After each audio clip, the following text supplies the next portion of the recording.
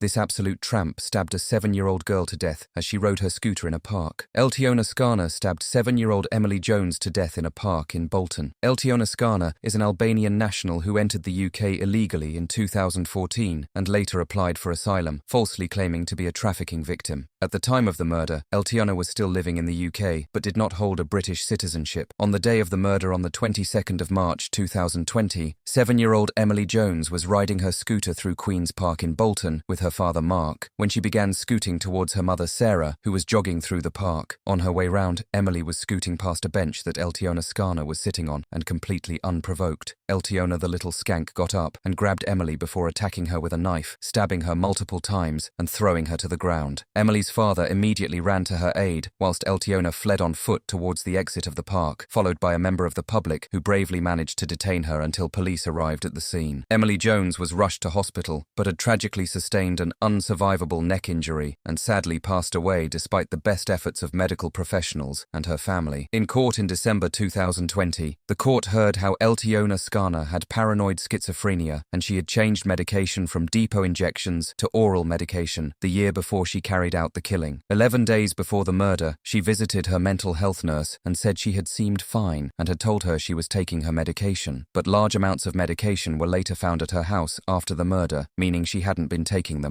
Eltiona Skana pleaded guilty to manslaughter on the grounds of diminished responsibility, and she was given a life sentence with a minimum term of only 8 years. She was sentenced under the Mental Health Act and has been deemed a dangerous offender, so will need to be medically assessed before being considered for release. Follow the page and leave a comment on any other criminal cases you'd like to see on the channel.